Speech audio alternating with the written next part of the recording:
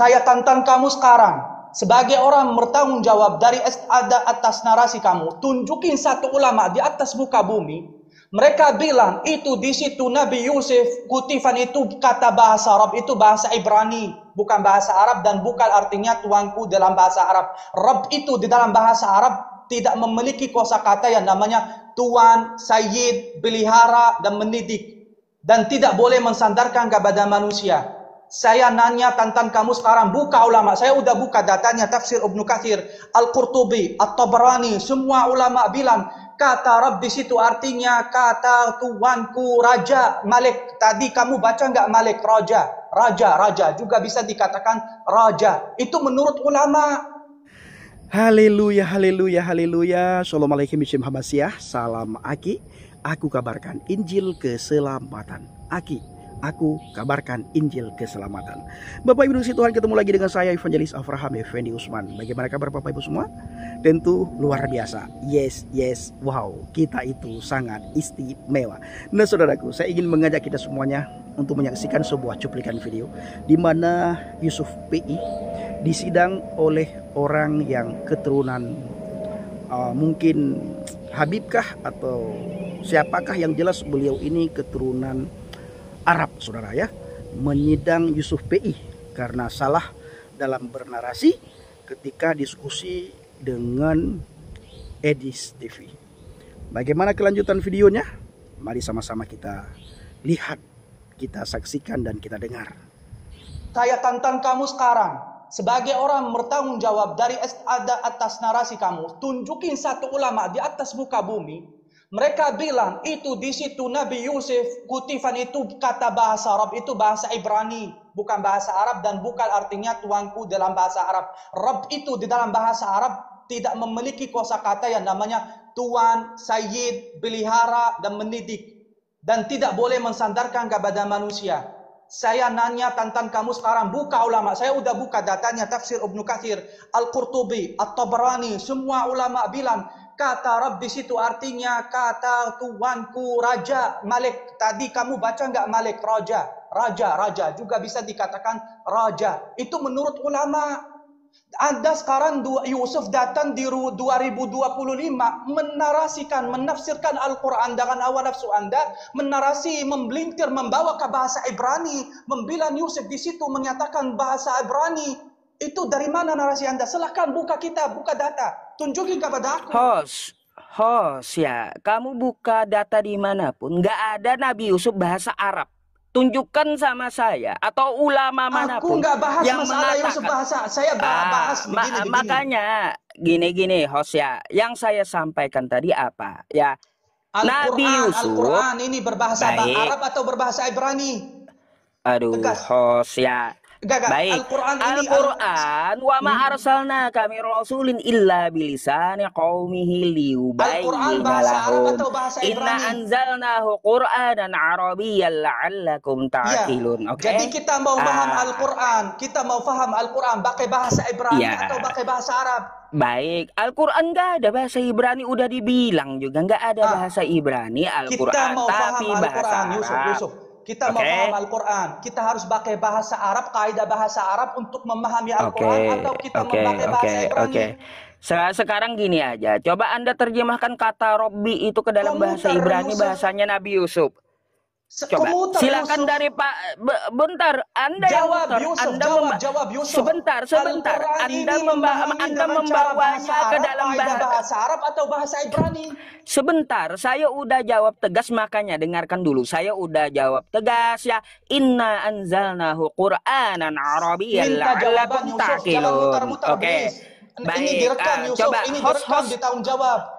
Host, jangan muter dulu. Sebentar host ya. Jawab. Anda selalu membantah tapi tidak mau mendengarkan seperti apa gitu. Jawaban saya kosong. Saya udah tunjukin dari tadi Anda tidak bisa menunjukkan satupun yang saya tuntut dari Anda. Bertanya lagi tegas. Gitu. Yusuf bertanya. Saya bertanya sama kamu bertegas. Saya dengarkan dulu. Berapa kali? Al-Quran ini difahami ayat-ayatnya pakai bahasa Arab, kaidah bahasa Arab, atau pakai bahasa Ibrani? Inna anzalnahu Qur'anan Arabiyyan la'allakum ta'qilun. Paham? Enggak. Terjemah biar orang yang menonton juga paham. Al-Quran itu dipahami. Al-Quran, ya nih saya tegaskan, inna anzalnahu Qur'anan Arabiyyan la'allakum ta'qilun. Kenapa nggak berani dalam bahasa Indonesia? Saya ini bertanya, jawab. Makanya Anda mau dengar jawaban atau seperti apa, host? Hah? Enggak, dengar gitu. Anda mau jawab jangan Anda panik dulu ketika saya menjawab gitu. Yusuf. Makanya dengarkan. Saya Kalau gitu ulangi diam lagi dulu, pertanyaan ini. Al-Quran difahami dengan bahasa Arab, kaidah bahasa Arab, atau difahami dengan kaidah bahasa Baik, Ibrani? dengan tegas saya jawab, inna anzalnahu Qur'anan Arabiyyan la'allakum ta'qilun. Ada di situ bahasa Ibrani Allah katakan. Jadi nggak apa? ada. Iya, jadi apa? Memahami Al-Quran ini dalam bahasa Arab. Iya, Al-Quran difahami harus pakai bahasa apa? Baik, bahasa Arab kan Allah nyatakan di situ. Oke, jadi kalau kita mau, apa lagi? Ya oke. Kalau ulama mufassirin mentafsir kalimat Rabbu yang digunakan Yusuf, itu mereka pakai bahasa Arab atau pakai istilah bahasa Ibrani? Iya, iyalah dalam bahasa Arab. Dari mana bahasa luar? Sebentar. Narasi kamu lari ke bahasa Ibrani, itu urusannya apa? Nah, makanya karena Nabi Yusuf itu bukan pakai bahasa Arab. Urusannya dari apa? mana? Ulama mana yang menyatakan Nabi Yusuf bahasa Arab? Tunjukkan sama saya. Yusuf, sebentar. Iblis itu sebentar. Iblis itu berbahasa enggak di dalam Al-Quran? Baik, jangan ke iblis. Anda lari ke sana kemari. Allah pernah menutif kata iblis enggak di dalam Al-Quran? Enggak. Bukan ke iblis ya. Konteks yang kita bahas ini. Sebentar. Jawab Yusuf. Allah pernah menutif kata iblis di dalam Al-Quran enggak? Pernah. Jadi masa kita harus mengetahui cara kosakata bahasa iblis, baru kita pahami ayat itu. Ini dari mana kaidahnya Yusuf di dalam Islam? Kamu menarasi kaidah baru di dalam Islam. Baik. Sekarang gini ya, host ya. Kalau untuk masalah iblis, tata kaidah bahasa yang dipakai iblis kita nonsen, nggak tahu gitu. Oke? Nah, terus kita memahami ayat Al-Quran pakai bahasa iblis atau pakai bahasa Arab? Baik, pakai bahasa Arab jelas. Terus kamu kenapa lari ke bahasa Ibrani tadi? Narasi Anda muter-muter lari ke bahasa Ibrani. Makanya kalau Anda nggak paham kenapa saya ke bahasa Ibrani, saya menjelaskan ke Edis, tidak ada Nabi Yusuf itu memakai bahasa Arab.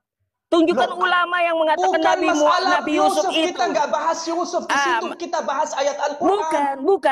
Bukan.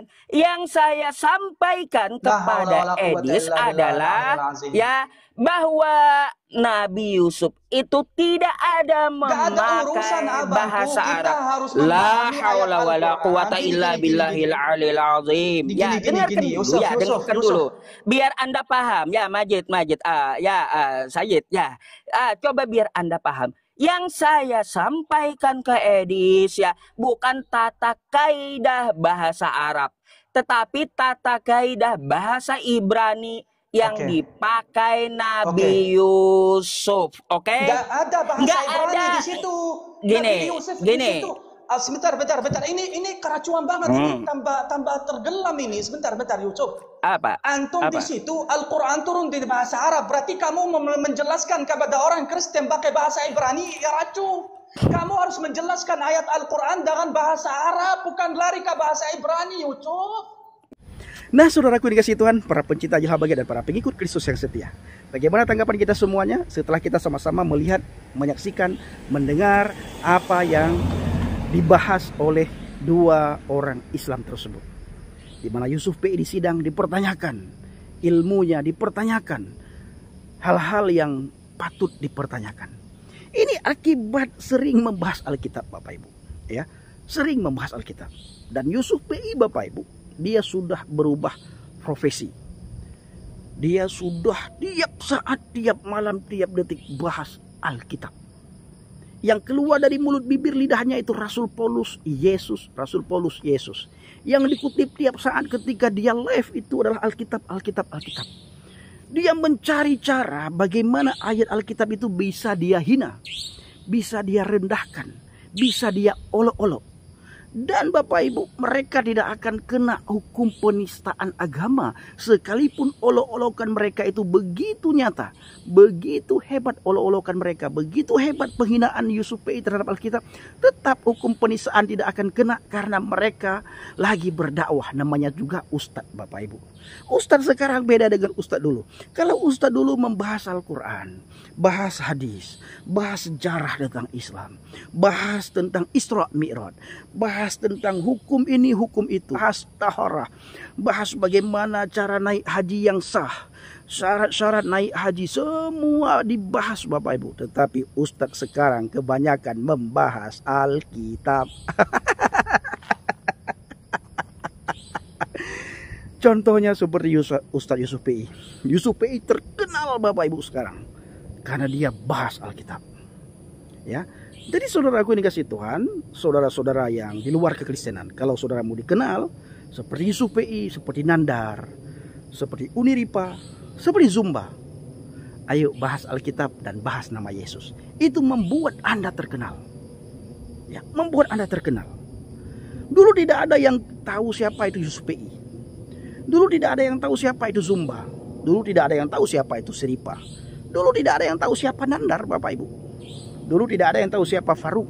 Dulu tidak ada yang tahu siapa Donditan. Tetapi begitu mereka bahas Alkitab, begitu mereka menyebut nama Yesus, orang jadi tahu mereka.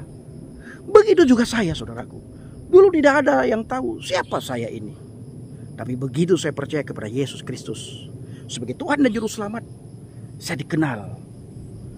Saya diketahui oleh banyak orang, termasuk saudara semuanya. Bahkan saudara mensupport pelayanan saya yang saya lakukan bersama dengan Bang JDP. Kenapa? Karena nama Yesus. Cuma bedanya saya dengan mereka, Bapak Ibu. Kalau mereka mencomot ayat demi ayat hanya untuk menghina, merendahkan, mengolok-olok, saya bersaksi. Siapa saya setelah saya mengenali Yesus? Dan siapa saya sebelum saya mengenali Yesus? Bagaimana kehidupan saya sebelum mengenal Yesus, dan bagaimana kehidupan saya setelah mengenal Yesus? Bagaimana kelakuan saya setelah mengenal Yesus, dan bagaimana kelakuan saya sebelum mengenal Yesus? Ini bedanya, saudaraku. Saya selalu memberitakan tentang Injil, memberitakan tentang Yesus. Mereka pun, Bapak Ibu, memberitakan Injil, memberitakan tentang Yesus. Cuma cara memberitakannya beda. Mereka memberitakan dengan penuh amarah supaya Alkitab itu bisa terhina, ya. Alkitab bisa direndahkan, Alkitab bisa diolok-olok. Kalau kita, Bapak Ibu, memberitakan Alkitab dengan kasih, kita memberitakan Alkitab dengan kebenaran, kita memberitakan Alkitab karena inilah perintah amanat agung. Dan mereka juga, Bapak Ibu, melakukan amanat agung sesuai dengan apa yang mereka lakukan. Makanya Rasul Paulus katakan apa, Bapak Ibu? Ketika saya merenungkan apa yang terjadi di media sosial, benar apa yang dikatakan oleh Rasul Paulus. Alkitab itu baik diberitakan dengan cara yang baik atau bukan dengan cara yang baik. Injil itu tetap tersampaikan, Bapak Ibu, tidak akan kembali dengan sia-sia. Dengan direndahkan, dengan dihina, dengan diolok-olok. Yang jelas, Bapak Ibu, yang mereka kutip itu Alkitab, yang mereka kutip itu Injil, yang mereka kutip itulah tulisan para rasul, Bapak Ibu. Bukan surat ini, surat ini, surat ini, surat, bukan. Semua tulisan yang diilhami oleh Roh Kudus. Itu bermanfaat untuk mengajarkan kita, untuk mendidik kita, untuk menegur kita, dan untuk membawa kita kepada kebenaran. Itu adalah firman Tuhan, Alkitab. Yang mereka kutip untuk menghina, mengolok-olok. Tetap yang mereka beritakan itulah Alkitab, firman Tuhan, Injil. Bedanya kita dengan mereka, mereka untuk menghina. Kita memberitakan bagaimana orang bisa melihat kasih Tuhan yang begitu nyata kepada dunia ini. Ahabballahu lihadzal dunya. Begitu besar kasih Tuhan kepada dunia ini sehingga dia mengaruniakan putranya yang tunggal supaya setiap orang yang percaya kepadanya tidak akan binasa, melainkan memperoleh hidup yang kekal. Jadi saudaraku dikasih Tuhan, para pencinta Injil Habagai dan para pengikut Kristus yang setia, maupun saudara-saudara yang selalu mengolok-olok Kristus. Kalau saudaramu dikenal di bangsa dan negara ini, kalau saudaramu terkenal di bangsa dan negara ini, kalau saudaramu diberkati di bangsa dan negara ini, bahas Alkitab. Mau dengan cara apapun saudara bahas, saudara akan terkenal. Secara baik saudara bahas, secara jahat saudara bahas, saudara tetap akan diangkat derajat saudara ketika membahas Alkitab. Bukti sudah ada. Zumba. Siapa Zumba itu? Tidak ada yang tahu dia.